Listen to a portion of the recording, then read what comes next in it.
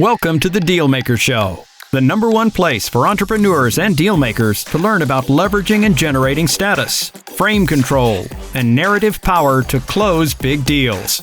Here is your host, investment banker, deal-making expert, and best-selling author of Pitch Anything and Flip the Script, Mr. Oren Klaff.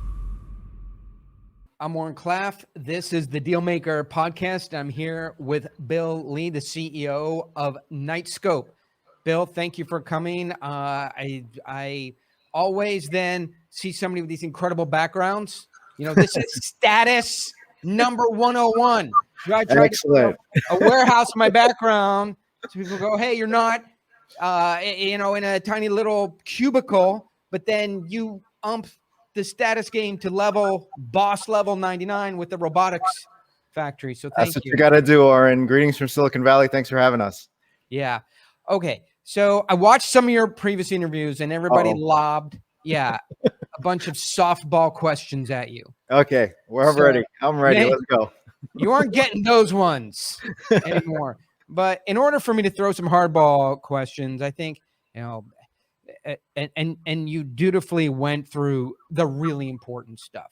Why you started the company, what you're passionate about, and the company beyond building the robots that have an application in security, in policing, in defense, in crime, and have a value proposition. You went through your vision for the future for both America and your company. And that, but I want to try and get through that pretty quickly so we can ask some tough questions. Okay. Just to set it up, we're on at Knightscope on a slightly ambitious goal to see if we can make the United States of America the safest country in the world. I think after the events over the summer, the events of January 6th and the ongoing mass shootings, if one would have said, 8 years ago when we started the company, hey, the entire nation would be focused on public safety or reimagining it, likely it would be a, kind of sci-fi movie, some Hollywood script, but here we are. I think we've got an opportunity to do it. We, as a country, have underinvested massively over the last 100 plus years, and it's catching up to us. You cannot have 2 million law enforcement officers and guards running 24/7, trying to secure 328 million people across 50 states with the technological equivalent of a number 2 pencil and a notepad. So we built all this crazy technology behind us to help with that mission. Well, that's why you can buy a gun at Walmart.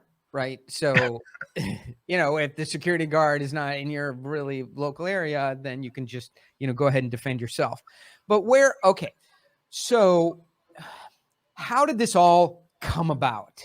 Right. And I'm very interested at your experience of, and I know you were at Ford and you were at SoftBank and you were these very institutionalized places with easy, maybe that's not fair, with clear access to capital, ability for you to walk into work, have a cup of coffee, and go, you know what we should do? And then by 3 o'clock in the afternoon, send out a couple of emails, and SoftBank or Ford or Kleiner Perkins go, you know what, Bill, that's a great idea. Here's $6 million. Why don't you get it started? Actually, I used to lose $1 billion in rounding. The work I used to do in Detroit, so I know what you're getting at. Yeah. So relatively easy access to capital, the ability to take an idea and fund it. And so where did this all come about as well? And was anything here hard? Like, can we relate to you, or are you just the golden child, thought up an idea, funded it? It was pretty easy. This is what I think about it. There's 2 kinds of entrepreneurs. One is like the way my son builds Legos. He opens a box and there's a manual, right? And it says, put all these pieces together and you have an Avengers robot. Yeah, he's building Legos. Or 2, the way I had to build Legos, in which there were like white pieces that were square and red pieces that were rectangles, and you just, whatever you thought of, you could build. Well, we tried to go down the normal path. So we're based here in Silicon Valley. $130 billion goes into startups every year. You would think doing something for the country that's technologically intensive would have captured the imaginations of those financiers, numerous of ones which committed to helping with gun safety and the ongoing violence, and then obviously crawled under a desk or something. So we tried 2013, 14 to try to get the company financed in a normal, traditional way. It didn't work out because everybody said no. Hey, Bill, you're out of your mind. This will never work. It's hardware and software. It's too complicated. You should pick one. And physical security is not an investment thesis, and you need to go away. So if you get no's and no's and no's for like 364 days that it took me to raise a seed round, you're gonna have to find an ulterior path if you really believe in what you're doing. And obviously, I think after 8 years of dedication to this, people understand that we're not going away, and we are going to fulfill our mission. So we had to unfortunately do more financial engineering than actual engineering. Awesome. I love this because I think before I get into what's interesting about this, just give us a sense of the scale of the amount of capital and the amount of operations and the company. Give us a sense of, employees, scale, locations, customer base. I saw this stuff online, but you can summarize it better than I can. Yeah. So real quick, we built all this technology behind us from scratch. So it's a unique combination of self-driving, autonomous technology, robotics, and AI. Prior to this financing, we've raised over $70 million over the last 8 years to build all of that. We've generated over $10 million of lifetime revenue, and we're operating across the country from Alaska to Rhode Island, 24/7, fully autonomous. So this is amazing. I think for anyone within the sound of your voice, to me, what's interesting here, and I want to get into the crime fighting and the robots and everything, but structurally, I don't think you need to get 200 no's, and you can weigh in on this. I think you can get 4 no's and kind of get it because of the basically group style of investing in venture and private equity. There's just not a lot of flexibility between the bookends are quite close to each other in terms of the minimum requirements somebody will invest in and the maximum. So you get a couple no's and you basically know traditional venture, in my mind, is not your route, but that is not the end of your road. That might be the beginning of a better road, because look at you, you've raised 70 million and probably crest through $100 million in the near term, as your capital raising continues. And now you're moving into early stage Tesla territory in terms of capital raising success. You don't need venture capital to say yes to you to build an awesome company. Is that fair? Yes, because 85% of the money goes into software, 10-15% into biotech, and the rest into other. I'm sorry, but that's not how the world works. And remember, the VCs, they work for their limited partners. They're just trying to generate a return. They're not strategically motivated otherwise, regardless of what nonsense they might put out as propaganda. And not all capital needs to flow from a fund like that. In some cases, it's perfect capital for what you're trying to do. There might be a perfect match of company to capital, but rarely do entrepreneurs really spend the time to match that. So as I mentioned back early, we want to see if we can change the entire public security, public safety landscape. We're going to do that with 4 guys in a boardroom. I don't think that's really going to work. You're going to need to run almost a political campaign over a couple of decades to really make this happen. And that's not how the VC model works. What we're trying to do is get as many people animated about what we're embarked on and be a part of it. And so we're actually backed by 22,000 investors that have really, sunk into the company.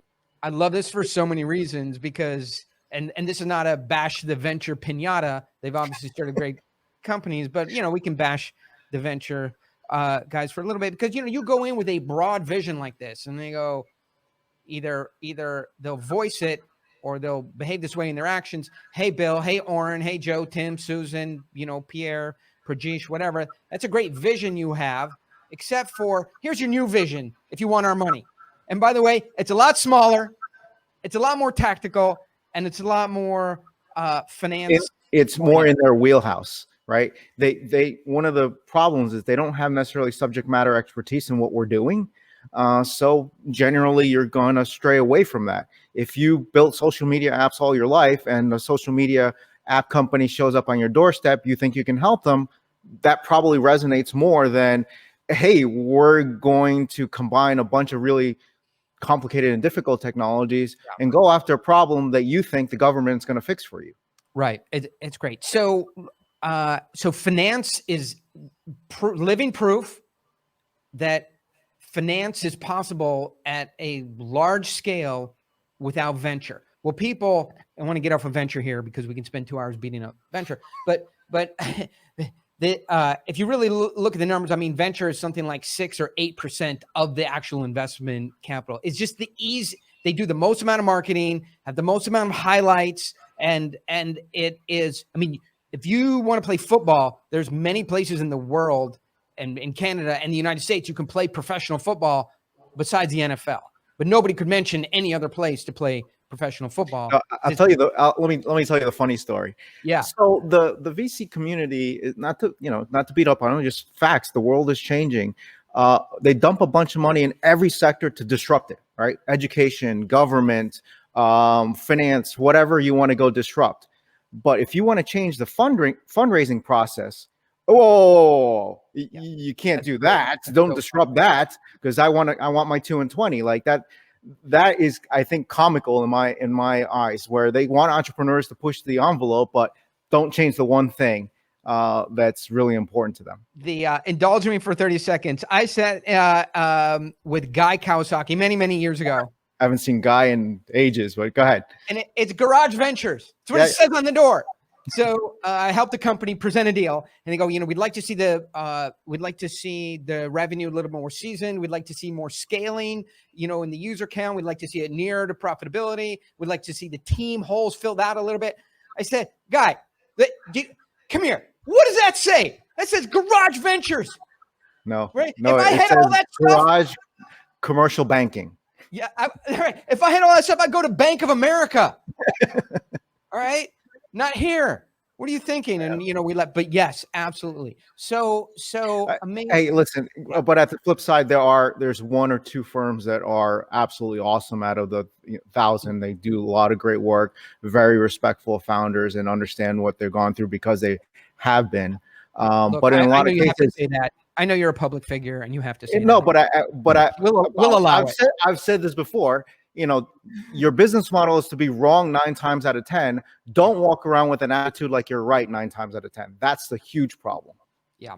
So let's talk robots. My brother lives in Pittsburgh. He works in an autonomous for a quasi-military startup that's actually quite big, and they do autonomous flight for delivery of provisions to military units. I probably already said too much, because I see the PowerPoint. He sends me PowerPoint to say, "Don't tell anyone about this." Oh, like on my podcast, don't tell me. So, so I've been around this, and it's quite interesting. And then if you look on the internet, the dog robots and everything are getting quite fancy. But to your point, autonomous driving, autonomous deployment of drones, autonomous software for helicopters, and then dogs that can run with paintball guns or guns on the back, like those are years away, and you're actually deploying and charging for and using robots.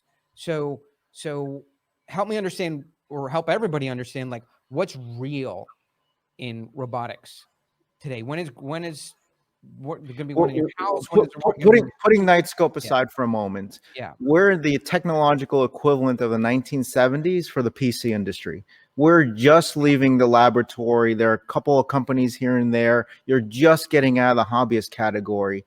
But what people are worried about in society and the media and Hollywood is not going to happen, because all you need to do is follow the trail of money. Where did we start this conversation? Where's all the capital coming in? Like, why do you have Google and Facebook and that sort of thing? Because billions of dollars were dumped. I mean, Google was the 13th search engine, dumped and lost and learned, and on and on and on. You don't have that kind of capital going into the robotics industry. So the idea that, hey, the robots are coming, they're all going to kill you and take your job, I'm like, that's interesting, but I'm watching the cash not flow. That level of innovation is not going to happen if you don't fund it. So when you go, let's talk about the cash as it flows from a customer to you guys, and the pitch, sort of the value proposition. So we have segments of our business that's pitch, follow up, repitch, go visit, customer meetings, and eventually get a small contract. No matter how good you do, the customer's always unhappy. And then we have and we're trying to get rid of those segments. And then we have segments of our business where we get halfway through a sentence and they go, stop, we'll take it. Right. And so give us a sense of when you go in with the value proposition that you have, the sales cycle, how easy or challenging is it? Like, how matched are you to demand today in robotics? Highly dependent on the client. So we've signed, the prior record was 10 days to get a contract. We just signed one in 4 days. So that's kind of record setting. Our largest client, it took us 39 months to close them. Yeah. We have not typical, but similar to B2B normal enterprise sales, right? It's not a retail consumer buy. So you've got everybody involved, and it's a long, arduous process. But if you walk in and say, hey, this technology has been proven effective, it actually cuts crime. It's highly cost effective at $4 to $11 an hour. And it's going to give your team unprecedented situational awareness. Like if you target the right person, it's gonna resonate, and you're gonna move on to the next step. So and by the way, let's just use my platform selfishly for a moment. Who is your ideal customer that you would want a deliverable, the value that you have is perfect for? Where would you just love to be walked in the door, demonstrated, and that it's going to be perfect for them? And maybe we could get some intros. So half a dozen places would be, believe it or not, healthcare, hospitals, commercial real estate, corporate campuses, logistics, manufacturing, and government. And those are pretty much large institutions that have a physical guard presence. Typically, wherever you might see an officer or a guard, indoors or outdoors, is certainly an opportunity for us. So talk me through schools for a minute. Have you got, what does your family look like? Where you've got kids and wife and a bunch of robots. Wife and a bunch of robots. Okay. So I have a 7-year-old, and when he first went to preschool, I dropped him off, and then I just have a certain mindset. Right next door, the Navy SEALs training, and so I immediately, walk the property, and I go, there's a hole in the fence there, and this fence is only 4 feet high. I don't see any cameras. Like, I could jump over the fence, grab 2 kids under my arm, and meet back on the road, in 35 seconds. Where's security here? What needs to be done? Of course, they can't afford a security guard, even at a private. So that you hit it. That's the problem. Education, hospital. And then when we had the baby, it was a whole drama because I didn't feel like the hospital had enough security. They just put a band on it, and the people. So, and I'm not a security expert. I'm just like, a guy who cares about my kid. So step me through hospital, preschool, school, and then corporate. I mean, I think everybody gets corporate. You don't want your inventory stolen. You don't want people, vandalizing. You don't want your data room, broken. Like, those are very. So walk me through what can be done, today in the places that we're most emotional about. So hospitals, not to be cute about it, but we're in the middle of a pandemic. Do you want to be the security guard at the hospital? Probably not. Right. So hospitals running 24/7. There's drama and lots of humans there. Bad stuff's going to happen, and happens consistently. Schools is a little bit difficult even post-pandemic, and it's primarily what you raised. It's the budget. You don't have enough to buy the books and staff and pay the teachers appropriately. Like, you're not worried about having a guard or multiple guards to secure a location. So one of the things we're going to have to be worried about over the next decade is thinking how to solve that funding problem. Pre-COVID, we're in discussions with some cities where the city or the county would fund it on behalf of the school.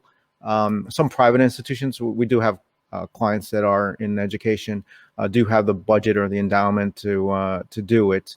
But it ends up not being the glamorous part of any organization, right? If you're the chief security officer, you don't generate any revenue, you don't build the brand, you don't necessarily help your teammates. You're a cost center. And oh, by the way, until something goes wrong, and then why didn't you do this? Why didn't you have that? And of course, never enough budget, never enough people, right? So it's kind of low man and usually man on the totem pole. So I think people now are starting to realize that that's not going to work. And you need to start. The only guy below you is the guy who bought the copier. You know, he's like, why? No, actually, the purchasing department's higher than that. Yeah, I mean, not to be cruel, you know, to people who are in the security industry, but if you've ever, you know, seen an Amtrak security guard, then I think you know, you don't feel like your life is in the most capable hands if anything happens whatsoever. And so that's where people are taking budget from. It's so how does the robot then work in those environments? How does it get into those environments, and how does it work? Because if you look, point at the one behind you, right? Because on your, well, I don't know the camera. It's probably on your right. Yeah. The one behind you is where you leaned first. Okay. So the, you know, the Dalek from Doctor Who, that guy. So I mean, look at me. Look how, you know, physically strong and flexible and karate like I am. So if I've, you know, done something and I'm running past your robot, I sort of envision myself spinning back kick, you know, knocking it over, and it doesn't. So, you know, the robot's not there to stop me from doing my crime. Correct. Neither is a law enforcement vehicle or motorcycle or CCTV camera. They're tools for the guards and officers to utilize. And you kicking that, a couple things are going to happen. One, we have all the evidence to prosecute to the fullest extent of the law. We have and we will. We just put probably our 6th or 7th person behind bars. So people start realizing that's actually a felony to do that. So you probably don't want to do that. Also, it's 400 pounds, so a kick may not be enough to do it. But you know, I think the way it works is basically you want two things. One is to provide a physical deterrence, just to stop people from at least doing a second guess. Should I really steal that car right now because that thing's watching me? And the second is just really smart eyes and ears and voice on the ground for the guards and officers to be able to understand the environment better and even speak through a machine as if it's a mobile PA system. Okay, so this is a part of today where we start an episode CSI Bill Lee, right? What is actually, from a sensor standpoint and from an evidence standpoint and from a data standpoint and from an AI, I mean, you know, and facial recognition, what is possible today, and what in your mind is the vision for, right? Because if you listen to, so let me answer it both ways. Yeah. So today, let's say you're a corporate client of ours. We have half a dozen Fortune 1000 clients that utilize the technology. Let's say you terminated someone last week and it didn't go well. You're worried he's going to come back. So you can blacklist his face. I didn't know you were so familiar with our business. Blacklist his face. You can blacklist his license plate and all his mobile devices. And then the machine is literally on the lookout for that, for those detections. And that can alert the guard or officer immediately when that happens. So that's a certain use case. In the future, the idea is to get these machines to see, feel, hear, and smell, and do 100 times more than a human could ever possibly do, and do the monotonous and computationally heavy work that a human can't just process, and then let the humans do the decision making and the enforcement work. And so take me inside some really, you know, interesting technologies of where things, what's the leading edge of detection? So facial recognition and cadence. You know, someone once told me that the CIA could be in a van outside your office, and from the cadence of you typing, not even being on the internet, just listening, they could fingerprint you from the way you type. Yeah, there's all kinds of fantasy, and then there's all kinds of really cool stuff brewing.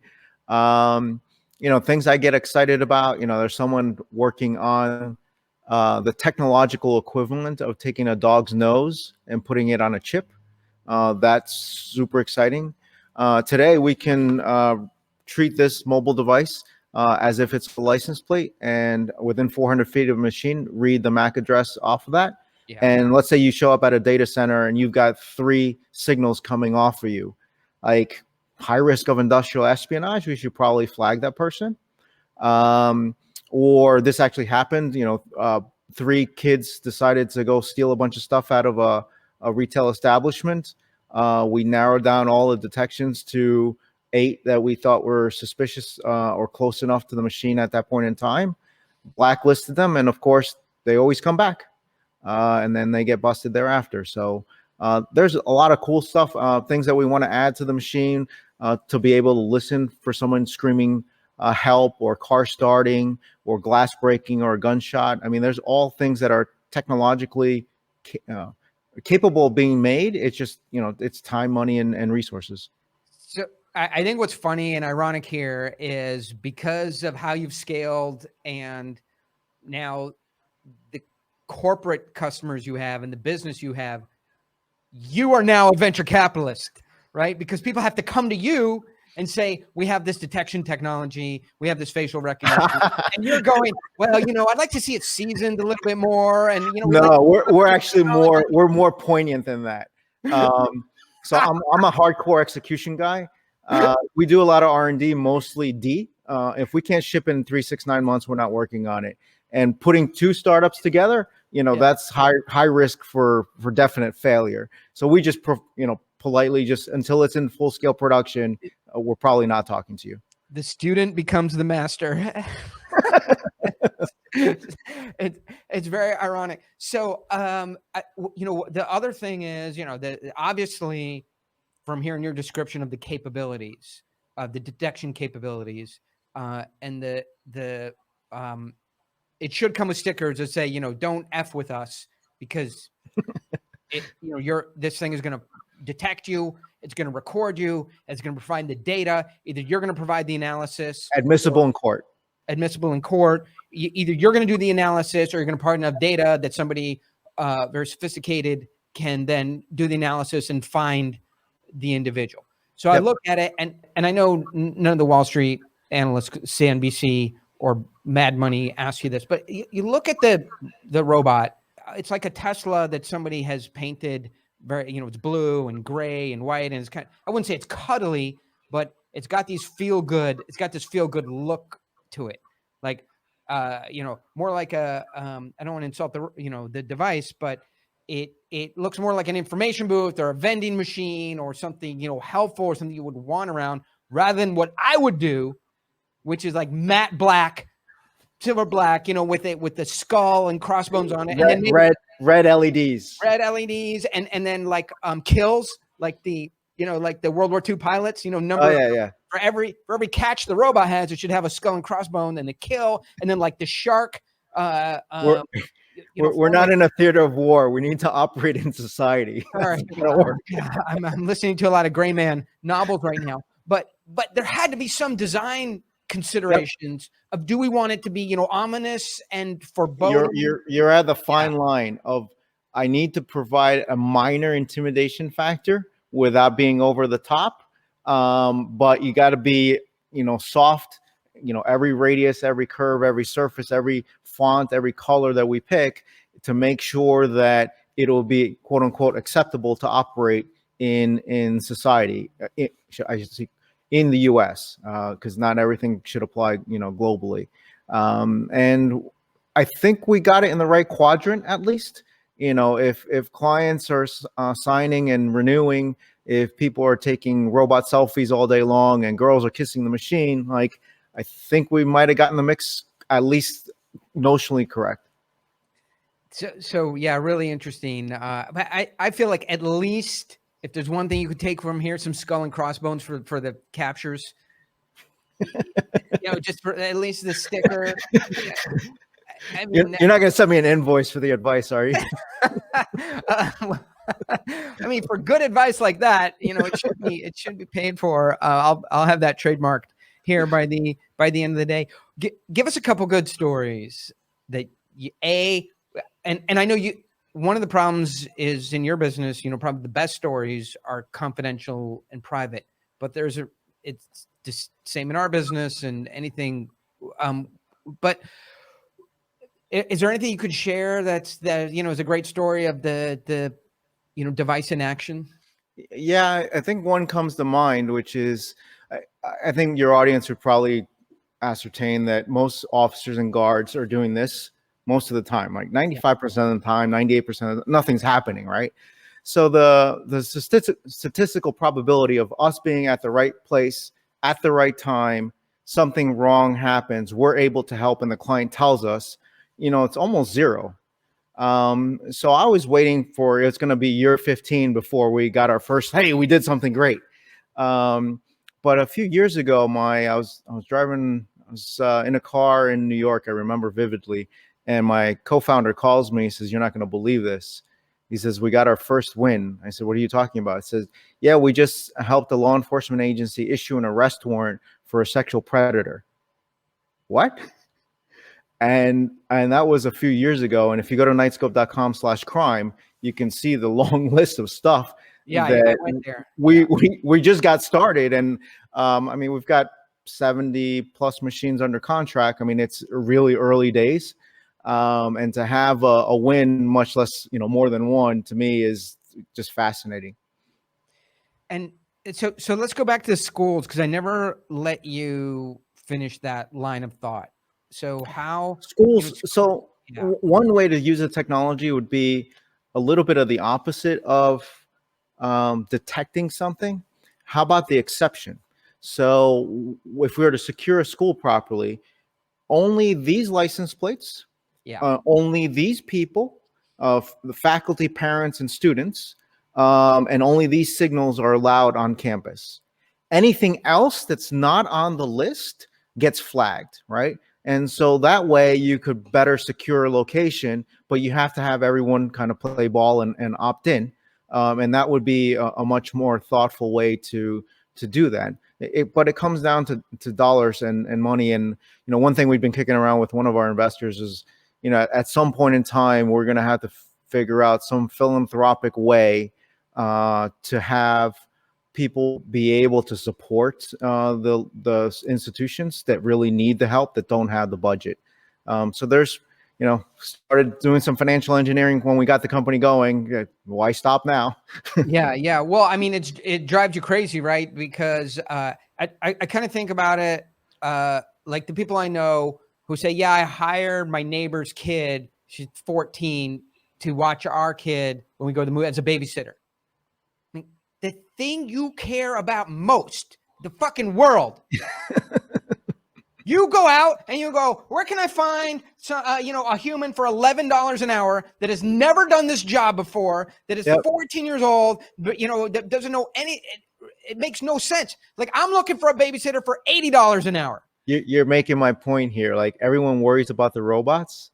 Honestly, I worry about the humans, right? Yeah. That level of decision making kind of tells it all. Yeah. So then give us the landscape of robotics, right? So as you see, like the because you're an insider, and everybody, I mean, this is well, for the record, I'm not a roboticist, and I get criticized for this, right? Okay. I'm an ex-car guy. I think I would consider an outsider's view. One of the problem with the robotics industry is roboticists. All they care about is the robot. Like, they think this is a company. Like, this little thing here that moves is it's not a company. That is a feature for a problem that you need to go figure out how to solve for a client. And I think that's one of the biggest problems is folks, developing technology for technology's sake, as opposed to trying to go fulfill fix an issue. Yeah. A lot of folks look at Knightscope and they're, oh, it's the robotics company. It's like, no, actually, we're an advanced physical security technology company. Whatever our client needs, we're going to go work on. It just happens that we believe this is part of the solution, but there needs to be a rather large portfolio of technologies to help fulfill the mission. So this is great. By the way, I just want to point out the multiple groups that you've insulted. So I like you a lot. I think we pretty handily insulted, security guards and the industry, venture capitalists. I think we took a couple swings with the baseball bat at that industry, and then now the robotics and roboticists we're taking a whack at. So I'm trying. You asked me a question, I'm going to answer it. In fairness to the officers and guards, though, they don't have the tools to do their job. I think you in all your other interviews that you made that point very clear. And one thing so as I look at you and as people are listening to this, and I think you would be a great person to model. You are unflappable. You're poised. You know your business very well. You don't get onto shaky ground in what you control the boundaries of the conversation. As much as I'm pushing you in these different directions, you bring it back on the ground that you're comfortable with, which is all good. A lot of CEOs do this, but what I think is awesome about you is you don't bring it back to the cliche. You bring it back into the boundaries and territory where you're comfortable, but then you try and provide novelty and insight and real information where you think the conversation should be. Most other people you do this to, you make them uncomfortable, they go back to cliche. And so I think people listening to you could go out and look at some of your other interviews. I'm not baiting you here, but I'm very far from uncomfortable. Like, we're just having a conversation here. Yeah. So you're very good at it. And when people, when you start to push people move into other areas, they go back to cliche and they take things out of the can that they've said 1,000 times and don't really. Hey, you asked me a question I don't know. I just tell you I don't know. I mean, yeah. Well, we haven't heard that yet. I don't think you don't know anything. So where the other thing that's been very cool about you, and I want you to do this now, is you haven't been promotional at all about either the company or the product, but I'd love you to do a little bit now and really talk about the products and sort of how advanced the tech is, and the why you're excited. So you've been doing it for 7 years. 8 years. Most of the founders that I talk to after doing something for 8 years in genetics, in robotics, in software, in AI, in physics, are reaching for the escape handle and trying to yank on it, as hard as they can, in some kind of exit mode. And the things I've heard from you is I'm more excited now that we have some traction. This is just getting juicy now. I've got 3 decades worth of work in my head, and we're just getting started. This is the first inning. And, starting a company, you got to have a little bit of a screw loose, but you also have to be extremely passionate and believe to the bone what you're doing, because you're going to get challenged, not just on interviews, but in the marketplace, by your employees, by your shareholders. And if you can't stand your ground, it's going to kind of be really difficult. And you're going to have to do illogical, completely irrational, and sometimes emotional things to get the company through difficult times. And so you got to be able to, get punched in the face, knock down, get back up, and back in the ring you go. But to me, I'm super excited. We're just getting going. Like, we finally got some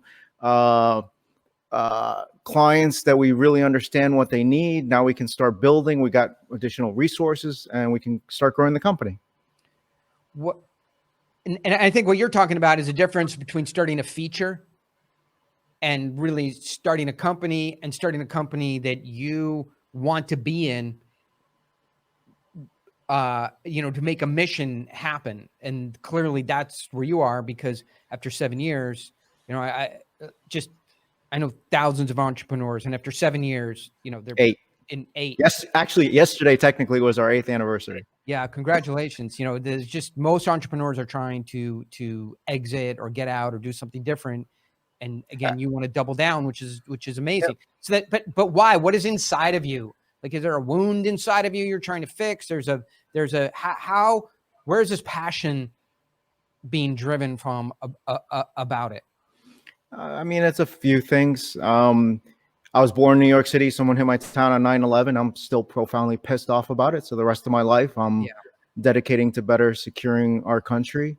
I don't like any form of injustice, and I don't understand how we can allow 2 million people to get up on our own soil, willing to take a bullet for you and your family, and the level of technology that we provide to them is certainly beneath the dignity of this country. And somebody's got to fix it. The country's 200 years old. We're on our 46th president, and we still haven't fixed the problem. Like, okay. I think the other motivation is the naysayers. All the people throwing rocks, all the people saying bad stuff online, offline, in my face, whatever it is. Like, keep telling me no. And we're going to keep showing you that you're wrong. And at some point in time, you're going to get on board. I think probably the most hilarious one for me was, I think for the seed round, it was priced like 38 cents a share or something like that. And then a couple of years ago, I ran into an investor that turned us down at 38 cents a share. And he's like, Bill, I blew it. I should have written the check. I'm like, okay, so what are you going to do? He's like, at the time it was $8 a share. He's like, okay, I'm writing the check in at $8 a share. I'm like, okay, well, thank you for joining the effort. And I'll make sure to go tell a couple other people. And I think people start realizing, like, we're not kidding around. We're not going away. We delivered results and we mean it. Yeah. I mean, you are one tough son of a bitch.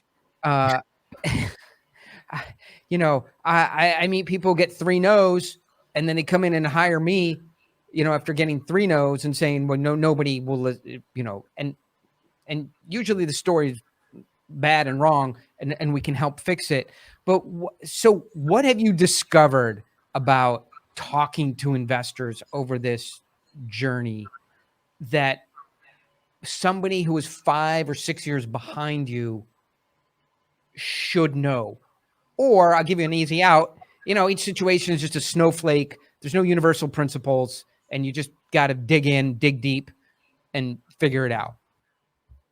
You got to pick something that you really believe in, because if you don't believe in it, you're not going to be able to sell it to anyone else, including your, recruiting folks, and trying to get traction in the media or what have you. So better pick something that you're willing to get into the ring for.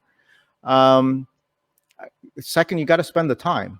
People are like, well, Bill, how much time should I spend fundraising versus building the company? It's like, well, 100% of the time should go into fundraising. And then the other 100% of your time should be into building the company. Like, no one cares that you're working 100-hour weeks. You got to put in the effort and you got to force things to happen. And then lastly, don't ever let anyone tell you no. If you know you're right, then I take that negative fuel and recycle it into, okay, thanks for the no and thanks for the fuel. We'll see you next year, and you'll see that, you made a mistake again. So, oh my God, I just want to talk to you for hours, but I can't. So many things. Well, it's not me. I mean, yes, you're just a very nice, genuine, transparent person that I would love to know. But I think the people who are years behind you would want to talk to you for hours about your experiences. But please don't start a podcast. Just keep doing what you're doing, because podcasts don't stop crime. They probably incite crime more than they stop crime. But in the few minutes we have, and I think this is my criticism, as I see CEOs who are 100% capital raising CEOs, right? And they're as you said, it takes 100% of your time in an early stage to raise enough money if you're not a pure down the middle venture deal. But then you're a capital raising CEO, and who's doing the execution? The CFO or the CMO or the COO. I mean, that's your job, is to raise money and provide leadership and execution, and that's hard. What's the hardest thing, if you can, or one of the hardest things you've had to do with money, one of the hardest things you've had to do with people, and one of the hardest things you've had to do with yourself in terms of a moral or ethical judgment? And the reason I'm asking is if it was easy and there's no hard decisions, you probably haven't or aren't building anything that other people can't do. What were the hard things that you really had to do that pushed you to the next level? I think the really hard thing is my team with money is, I mean, we're 50 plus employees, and not for jest or to make for effect. You know, we're doing work that would probably require 350 people to do. And that makes it really hard, which is like, I kid around with my staff, but like I'm the legal intern, the HR intern, the social media intern. Like I'm trying to get other people to do stuff as we hire things. And even as, you know, teammates come in, they don't have, you know, really clear defined roles. It's like you have 7 jobs, and that makes it really hard for the teammates and for me. So that drives me to bring in more capital, right? In terms of people, you know, sometimes I've had a really bad habit of waiting too long to fire somebody. And that caught up to us 3 or 4 or 5 years ago. And, you know, sometimes you just need to bite the bullet much sooner. And that makes things difficult. Ethical or moral. I think probably the one that people say in jest and we're kind of serious is, hey, you know, you have 3-letter acronym folks asking you to put a weapon on the machines. Yeah. And most of the time it's in jest, but, you know, we're pretty serious. Like, no.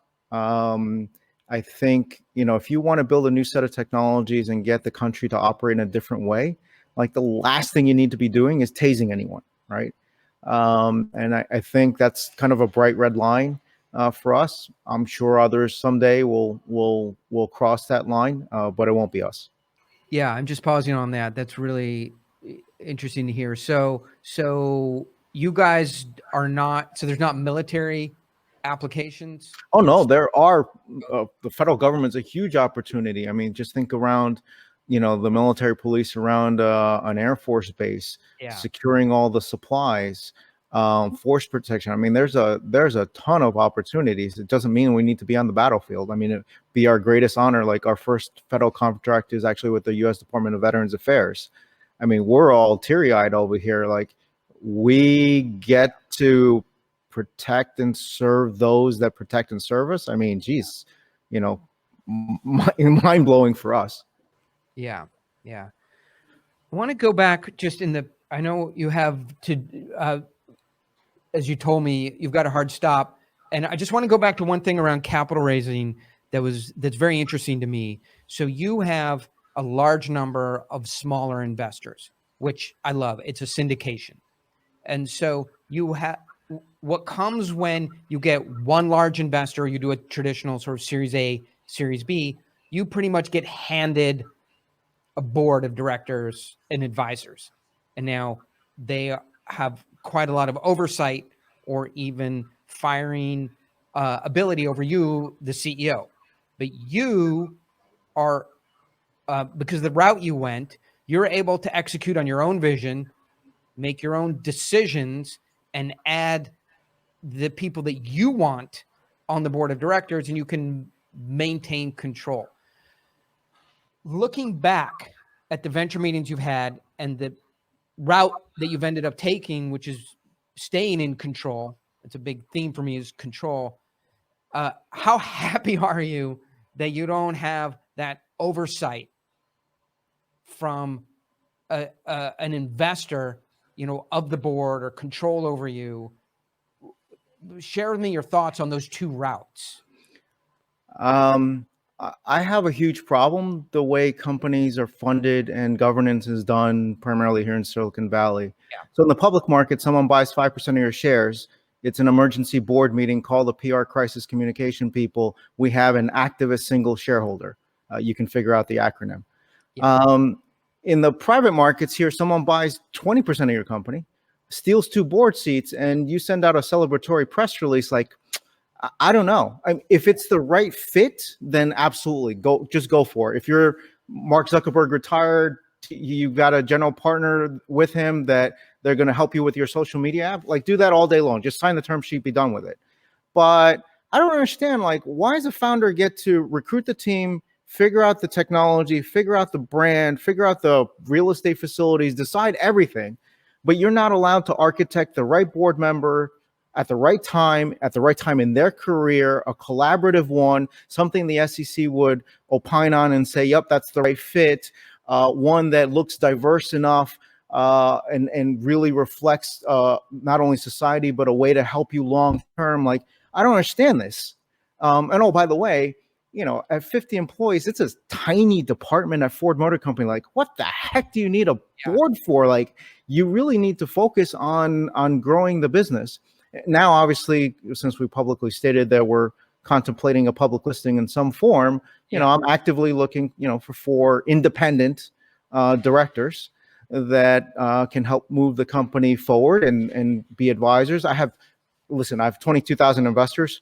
I've got a ton of informal advisors, and I get all kinds of help along the way. So it's not like, it's, Bill's show here and I can't just do stuff. I need, approval from our shareholders, but I would do it all over again. And I would, selling board seats to the highest bidder, I have a profound dislike for. I am 1,000,000% in agreement with you, because, and I would take it even one level further, is even if you get those sort of attractive board members from, A16 or True, or, guys who really have, if you miss 1 or 2 milestones and you sort of start to fall off and not execute on plan, or you become not as an exciting technology as the next thing, that board member is going to drop, and you're basically going to get the attorney from. No, you're going to get the intern. You're going to get the associate. Yeah. That's what I always say. Tim and Prajesh are now on your board, and guess what their credentials are? They graduated from Stanford 2 weeks ago. Have a nice company. So I love the syndication. We had a young entrepreneur here, and she had successfully raised $3 million from 8 different groups, and she was just ready to close. And she goes, yeah, but this big name VC dropped in, seeing all my traction, and they wrote a term sheet. I said, burn it. It's a witch. Put it in water. It will sink. I mean, the other problem is, like, then you go look at this corrupt kind of way to do governance. Then you wonder, like, why are all these boards male dominated from a certain ethnicity? Like, why is that? Well, it kind of goes in circles here. This is kind of really simple. You get a term sheet from this person, you sell 2 board seats, he brings his buddy, then they bring his next buddy. Now you got 4 buddies all in the same room. And if you quietly, and I've done this, ask the founder, would you ever do business with them again? Or how are your board meetings? And, the guy turns pale. He's like, I wouldn't. And all I do is spend all my time, they were out of sector. So they're asking all the wrong questions, worried about all the wrong things at all the wrong times. It's not that they're bad people. It's just you put them in the wrong deal. Like, you're asking a chemist to go work on some mechanical engineering thing. Like, he's or she's out of sector. Everybody give a board seat to the person on the right. So, hey, so listen, Bill, thank you very much for sharing your vision, the company, your thoughts on finance and what's good about it and what's bad about it. I think, in summary, I love the direction you've gone. I think it's exactly right. I think you're in a control position. It's amazing to see that you after doing this for 7, 8, approaching 9 years, you want to do it for another 9 years. It tells me you're emotionally well organized, happy with what you're doing, excited about it, and I think this is just for all of my people listening to what I'm doing, this is the definition of where you want to end up for the challenge, for starting a company and doing something. You want to end up where Bill is today, a real company. That's very kind of you. Real Appreciate money, that. doing important work that you still love, and changing, the way this country is functioning. It's an awesome story. Let's make a movie. No comment. Okay. Have a couple of things in the works. Any ask from me or the audience? I mean, you're doing hard work. You're really sticking to it. You're helping people out, and you're not asking for much in return. Is there anything that you would ask of us that we can help support you? Just go. There's plenty of things you can do. You can read about our mission and how we're going to accomplish it. Just visit us at knightscope.com, and there's lots to learn about how you can contribute. So appreciate the time. Appreciate all the cool questions and the kind thoughts. Excellent. Well, this is one of the few companies that I really, after just spending an hour with it, am a believer, and we'll spread the word. Thank you, Bill. Awesome. Thank you so much. Please be safe out there. Bye now. Bye-bye. Hey, thanks for listening, and be sure to stay tuned for more great content from Oren Klaff.